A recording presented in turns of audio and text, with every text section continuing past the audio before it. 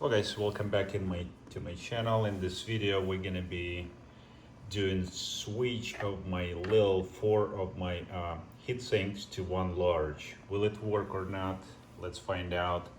We'll switch it, we'll get to it, how I got this, and will it work? Will it dissipate more heat or not, or will it ruin KS0-PRO? I don't know. Well, what do you guys think? Let's try it on. Alright, so I got this large copper heatsinks, pretty beautiful, and I tried to cut this small slice out of it with a table saw, and the first try wasn't really lucky, just because when you set, and I set it too narrow and I didn't have any support here. I have to slide slightly lower, so it's super dangerous. I don't recommend doing that, but a second try, it looks like came out kind of okay. Still need to polish these edges, but the surface is pretty, I think it's pretty clean overall. Let me see if I can try to, right there, zoom in so you could see it's the actual copper, not scratched, so I can use that. Okay, let's take a look at the final product. I was able to cut 4 pieces, and this is the best one out of all 4, and the 5th obviously I screwed up, so you could technically get 5 pieces out of that sheet. But let's take a look what we've got. Let's see if I can clearly show you guys. All right, so I cleaned the edges pretty well, so this is gonna be my clean side where the air gonna comes in. And let's take a look at the size of this thing. So pretty close to the standard 6.5 by 6.5 by 10 piece. It's very similar. The height slightly higher. You can see this is slightly taller wings, right? So yes, you have them slightly taller. But take a look at the base. How much thicker this base is, right? So a lot, double probably of the size of the standard 6.5 by 6.5. So hopefully that will help dissipate the heat from this whole copper thing and from MOSFETs. So let's try them on. We'll see how it works. All right, so I have my unit. That's number 6, the problematic one. So I'm gonna take it apart. And you know that I solder connectors, I mean these wires, to my XT60 connectors, so pretty much that's what I'm using on almost all of my KS0-PROs, so I don't have to deal with this barrel connector issues that we're having. So let's take it apart. We'll see how we can fit this long piece, one piece, on MOSFETs.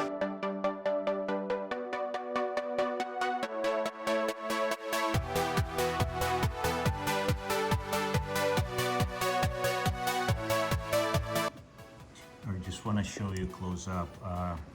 As you can see, I was using different sizes.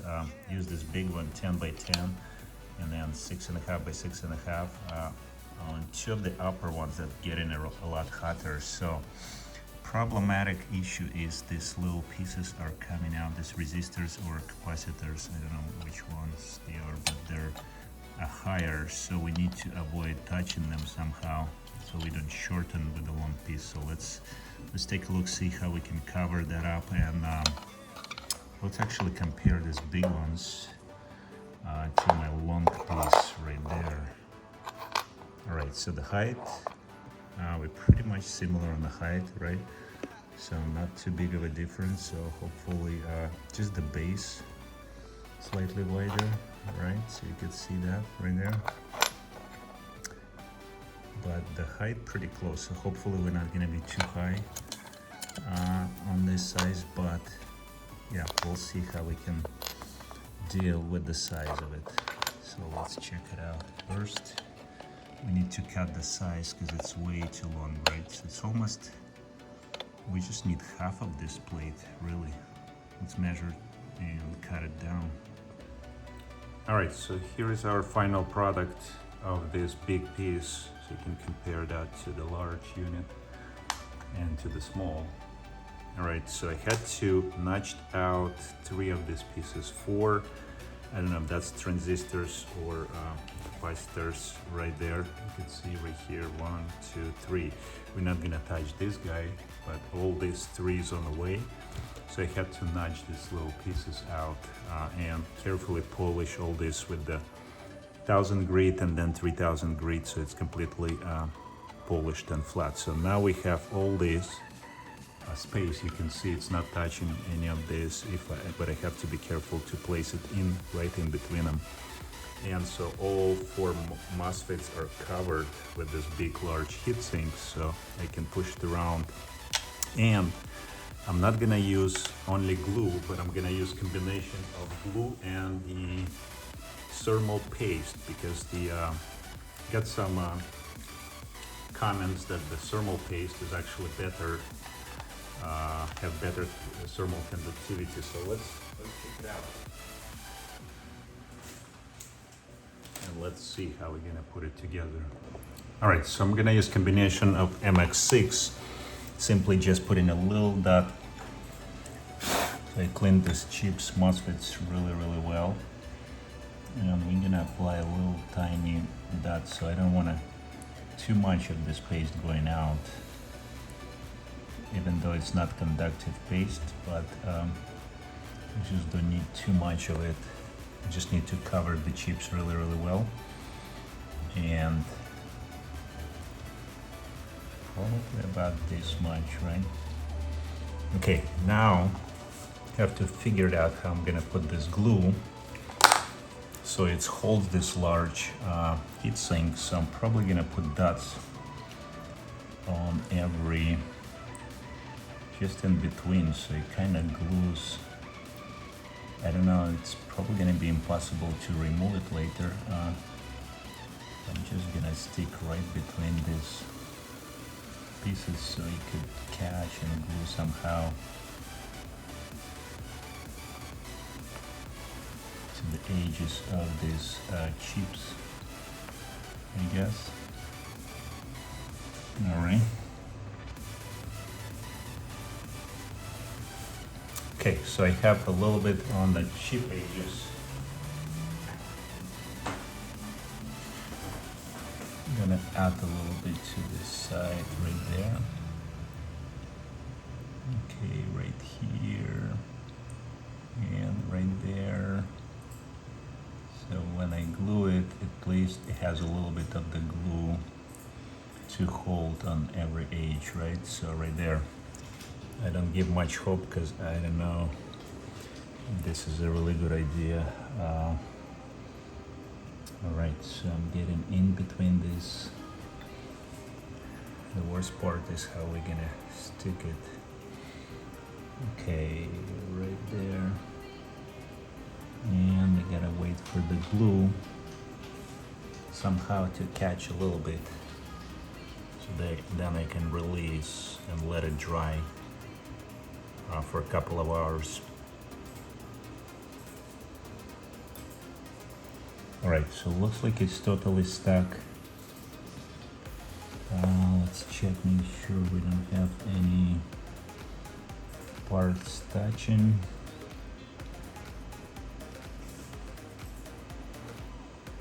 Okay, it looks pretty much okay, I think.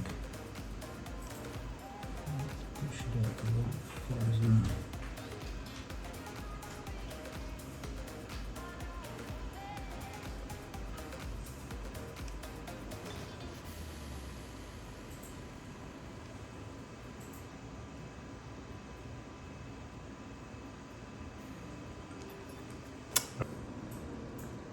Okay, a little bit messy, but what's important, we're not touching none of these little parts right there. Yeah,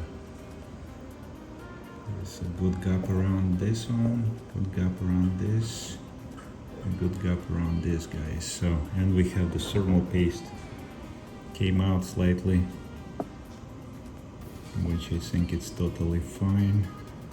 So yeah, let's see how the thermal paste will work actually, and combination of this large heatsink on this KS0-PRO, which I actually did overclocked it to 320, and it starts overheating when the ambient temperature goes above 80, and I could get it to 340 only when ambient temperature like probably around 65, and the fan blowing with Fruition Design full speed, so it was not enough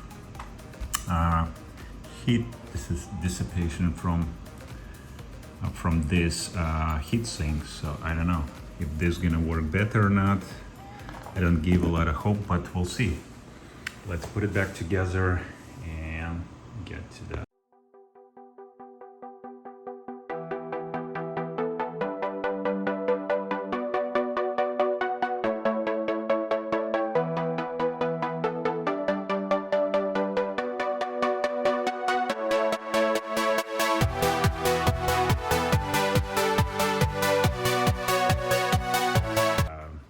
And I'll put my Fruition Design kit, so I'll have to just slide the power cable right through the hole there,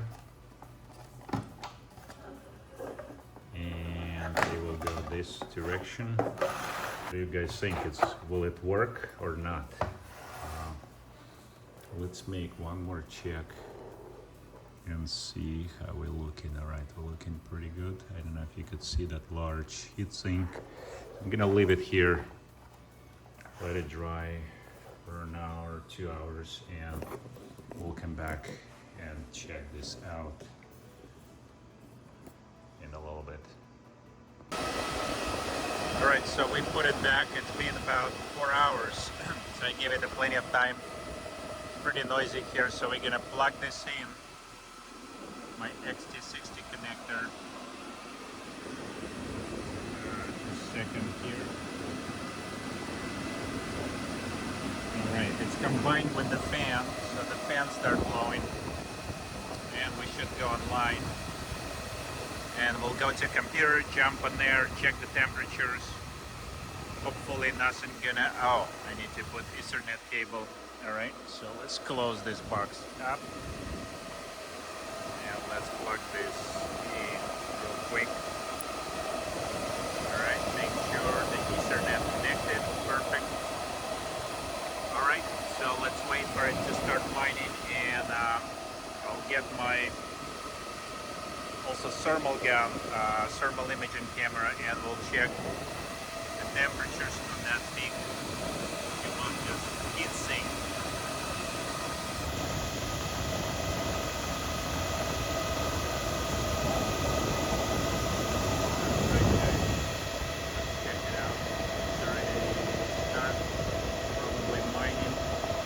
I think it's on 280 right now because it was overheating on 300.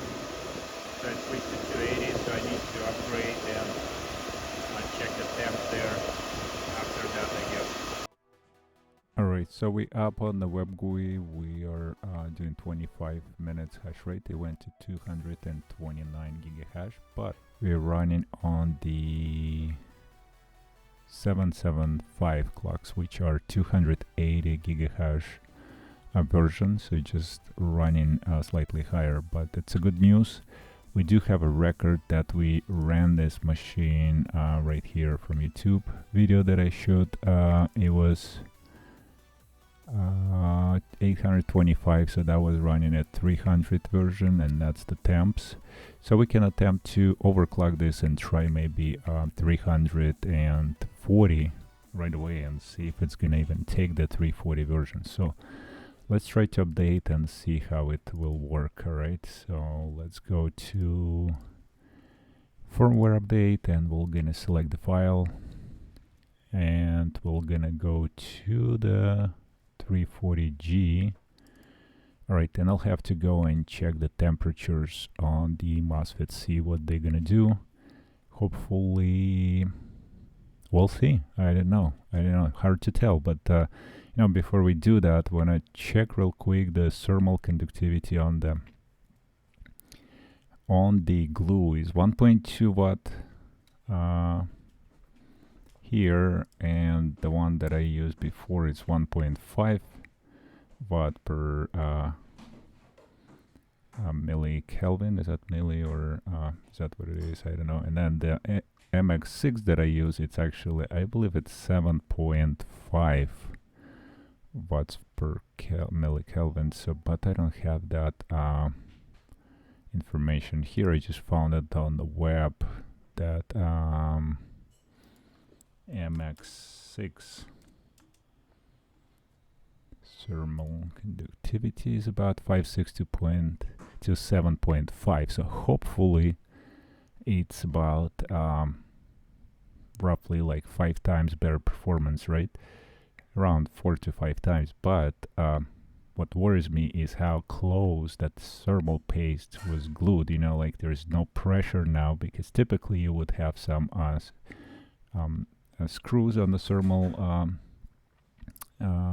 on your heatsink that it's actually pushing against the chip, and usually with the spring loaded, so there's always pressure applied when you use thermal paste. So I don't kind of worry about it because it's not perfect application. There is no pressure, it's just glued. Hopefully it's not gonna fail, but let's try 340. We'll see what happens. We'll measure temps. If it's overheats, we'll go down.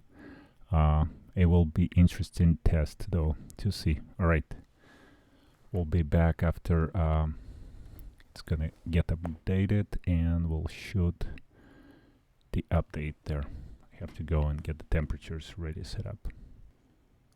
Okay, so it took the firmware, so let's go and get see what's happening with the KS0-PRO. Alright, so we just restarted the miner. Let's check the temperatures on this number 6. Let's see if it starts getting crazy. Alright, you can see it's going up. Unfortunately, looks like it's gonna come up and shut the miner down. Look at this, 75, yeah. Unfortunately, that big heatsink didn't really work out on 340. Well, not really big luck, guys. Let's try 320 version and see.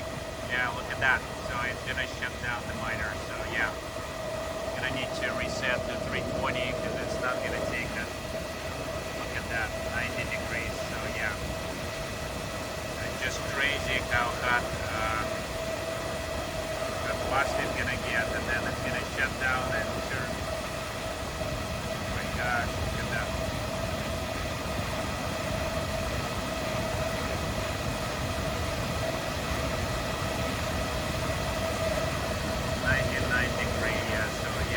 Start dropping, so right after 100 it will drop, start cooling down. It's not caution anymore. That's just a protection of the system, guys. So if it's going over 100 or 99, it will not catch. So yeah, let's get to 320 and see if it even will take 320 version. Alright, as you've seen, this basically didn't work out. It dropped the temperature. It won't start hashing because it's probably start accepting shares, but then it stopped mining all of together. So we'll have to go back and downgrade this to 320.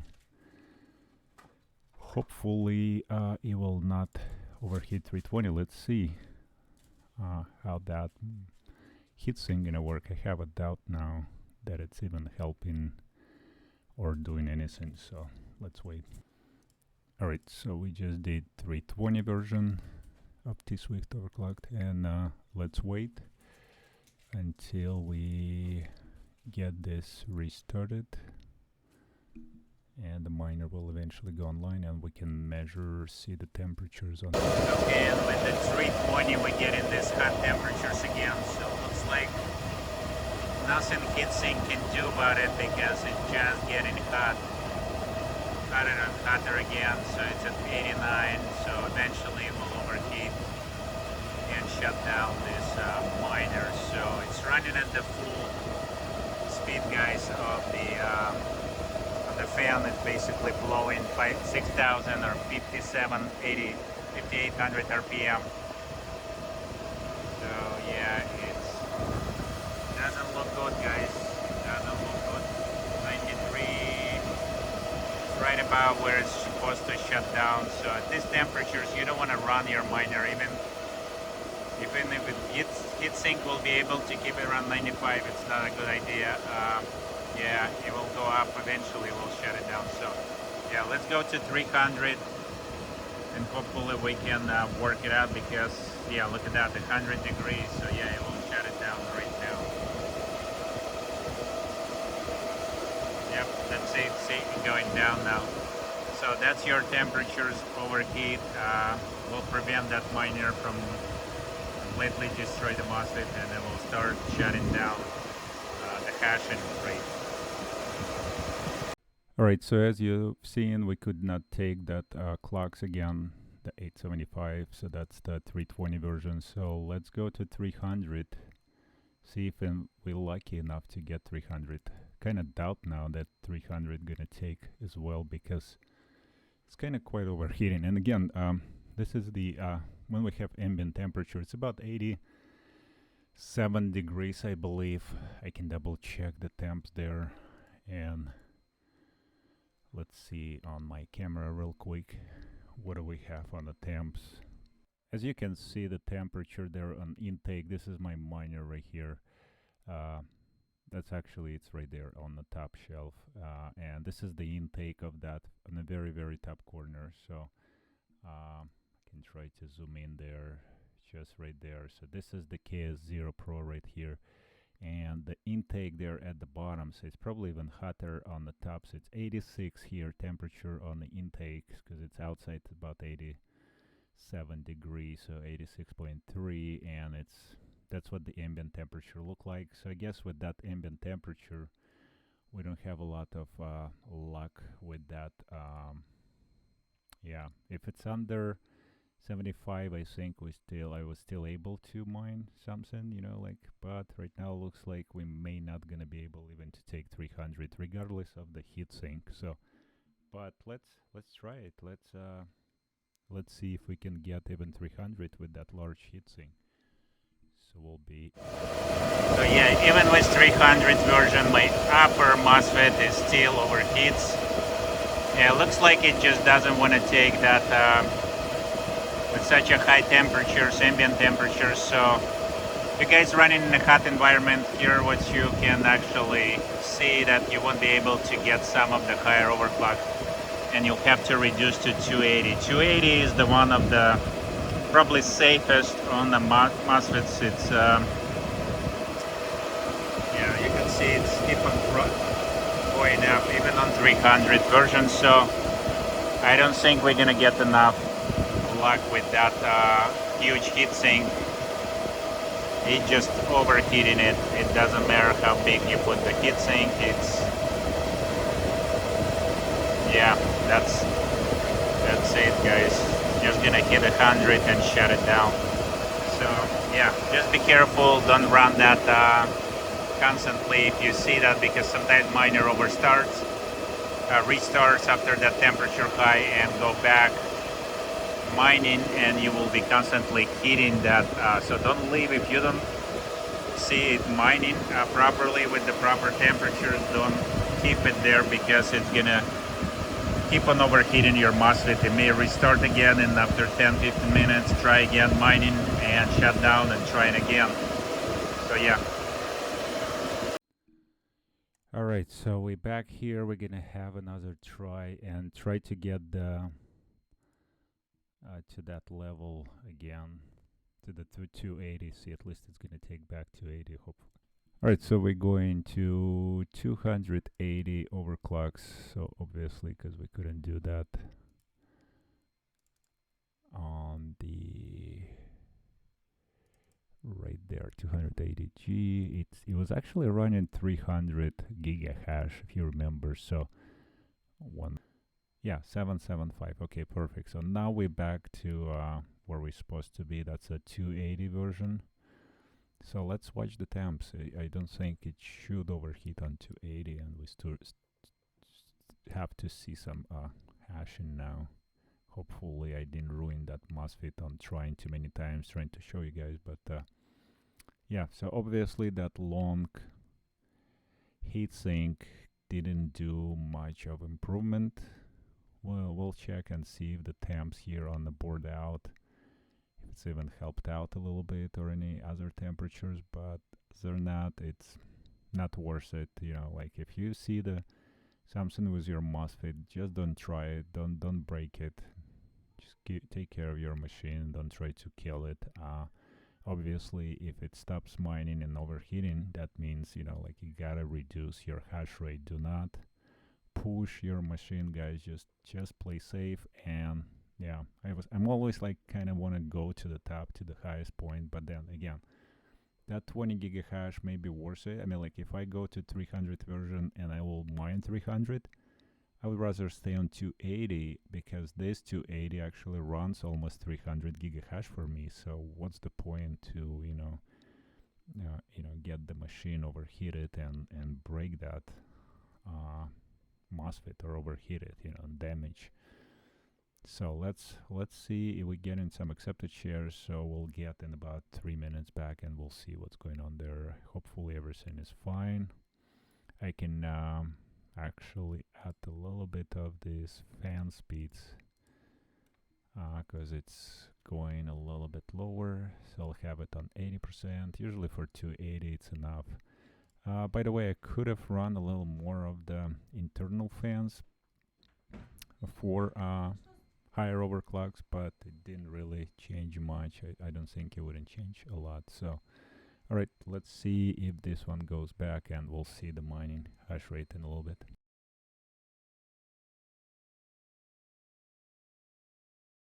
All right, so after a couple of trying, I was able to actually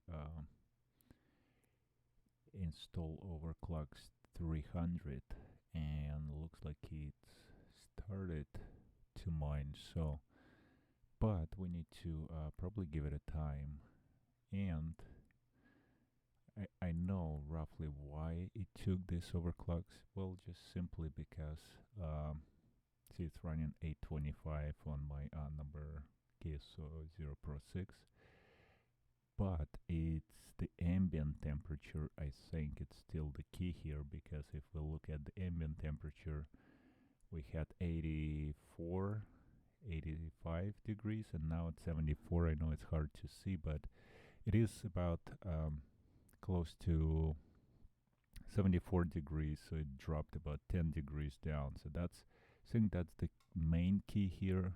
And I'll let it run through the night and see how it will react on the heat tomorrow. Tomorrow we're gonna have a hot day too, so I'm just kind of wondering and just wanted to see what's gonna happen tomorrow, but we'll see.